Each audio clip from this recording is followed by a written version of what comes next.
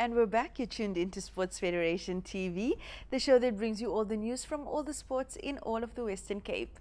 In studio now, still from the world of cycling, Western Cape cycling, we have Carl Bonthuys in studio to tell us about his experience at their international tournament that happened recently. Welcome, Carl. Thanks for having me. Yes, and I spoke to your peers, but also junior cyclists to you in the world of cycling. Hey, because you competed in the elite event. Yeah. All right, tell us about that experience, the African Continental Track Championship. Yeah, thank you for this opportunity. It was my first time competing for South Africa on the track, so it was a nice time to also represent the country, because it was my first time doing it on the track. I've done it on the road a few times as a junior. So you historically a long distance racer? Yeah, like I'm more suited for the road, but then like at the beginning of last year I decided let's give track a good go, and like I've achieved quite a lot in last year, and it all culminated in me qualifying to represent South Africa at the African Continental Champs.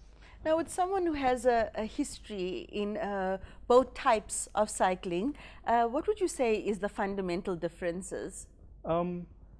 Well, on the road, normally you race over a distance of anywhere from 100 up until 180 kilometers. On the track, your longest race would be about 40 kilometers. So there's a vast difference in the distances and also the way the race is ridden. So also from the gun in a track race, you going as hard as you can. Where in a road race, there's a lot more time to gather yourself and before the race kicks off for you, depending on what your role is in the race for the day. Okay. Now tell us about the event or the events that you competed in at the African Championship. I competed in the scratch race as well as the points race. Okay, and how are those different? The scratch race, well, it's a lot shorter to the points race. The points race being about 30 kilometers in distance, and the scratch race 15 kilometers. And the scratch race is basically like your normal race. You'll race the distance of the race, and first one over the line is the winner. Where in the points race, every 2 kilometers, there's a sprint for points where the first 4 riders get points as they cross the line. And so basically the way to win is whoever collects the most points in the race, they win. Okay, and the gold, what did you win that for? I won it in the scratch race. Okay. Did you, going into that championship, and I'm sure you also prepared very intensively, was the aim to get gold, or was the aim to just achieve some sort of accolade? I would say the big aim was to obviously try and get gold, but like being in a Continental Championships, like you can't take any of your opposition for granted. Absolutely. So you need to set a reasonable goal, but you're also there to do a job, like especially for your country. They selected you for a reason. So was it your first time representing the country? On the track, yes. On the road, it's been quite a few times. So yeah. Yeah. Okay. And that moment when you won, or you knew that you were the top performer for this particular event, what was going through your mind? Well, it was quite a long moment, because like I attacked with about 4 laps to go. So I was like, for a lot of the time I was doubting myself. Was it too early? Because I mean, 4 laps on the track can be quite far, especially Pietermaritzburg track, because it's a bit longer. I think it's about 460 meters.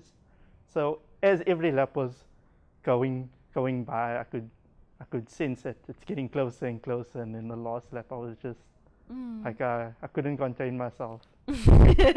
You know, it's so close, you could taste it. Yeah. Hey?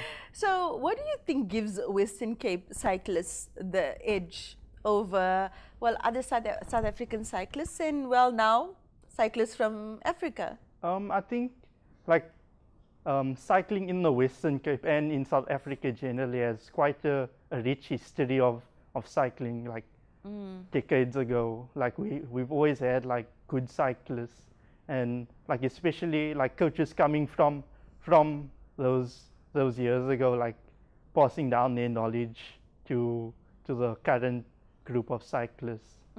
Well, speaking about coaching, you also are involved with projects where you give back to the youth, hey?